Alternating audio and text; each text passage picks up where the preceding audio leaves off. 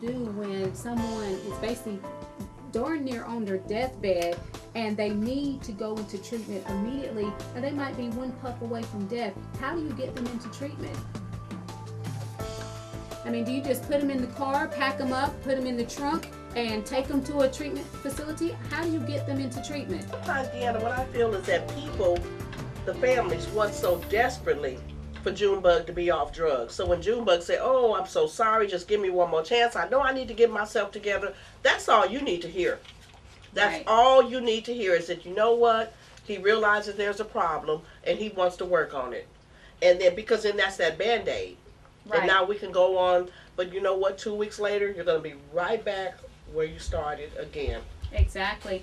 Arlinda, how do you, in the counseling realm, how do you encourage addicts to go into treatment?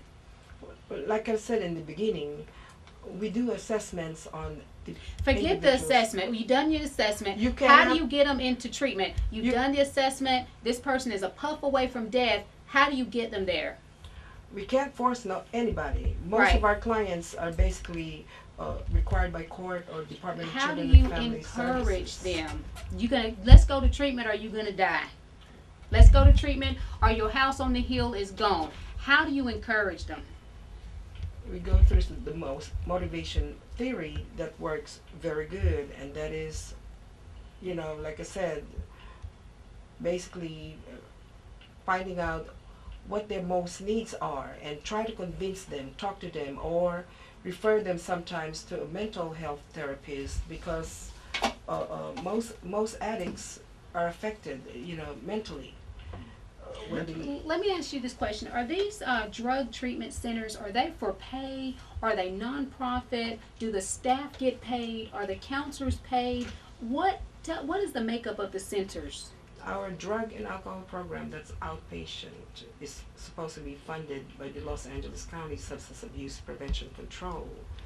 However, we do not say no to anyone who comes in there who's not able to pay. So now I'm just going to say this, and I've never been that close to drug addiction. I don't know how the facilities work, but it just makes me feel like there's this big cookie cutter of this 12-step program, this guide, we're going to read this, do that, but I don't see where, when it comes to these facilities, nobody's dropping the hammer. Smoke again, you're going to die.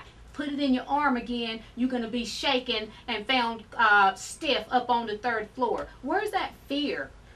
Different programs operate differently, but the bottom line is you can't make anybody do anything. You can tell them what's going to happen. You can tell them if you don't stop, you're going to die. If you don't stop, you're going to lose your house. If you don't stop, but the bottom line is nobody's going to do anything until they want to do it. Again, at the Lift, it's my uncle's church, their ministry program, their drug program is pretty much straightforward.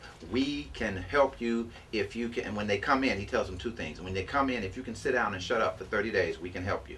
Now see, that's what I'm talking about right there. Do you guys tell them, get in, sit down, and shut They up or you're probably going to die? don't talk like that. I'm No, just 'cause saying they should. That's my uncle's personality. That's why he talks like okay. that. They I'm probably just don't saying. talk like that. I know, she's like, look, she can scare me and stuff and make me lose my job Well, see, talking to people like I'm everybody crazy. has a different program, and different things work for different people. That will not Okay. work for some people, but Okay.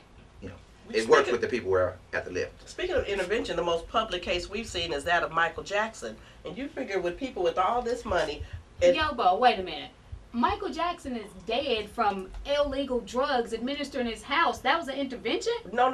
I'm talking about intervention and making someone go into a program. The family was trying to do an intervention, okay. but for some reason it never happened. They were all on the payroll. Hey, again, but you'll see people and they have problems, and it's obvious they need help, which goes back to the question that we presented to her. How can you make a person go in?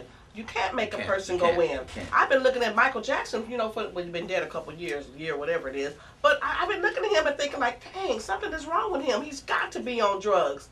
Exactly. But nothing ever And happened. we know people that we see at the store. We know people that we see in the next pew. We look at them and say, are you all right? Something's wrong with. But again, sometimes people don't want to do anything, or you can't make a person do anything that they really don't want to do. And that's the hard part. Okay, you're going to die. Well, I'm going to die. Very well said. Well, if you just joined us, you're inside Sex, Religion, and Love. And today we are talking about Is your loved one an addict? We're just talking about, a little candid conversation, treatment, who becomes an addict, just a general little conversation that definitely needs to be had.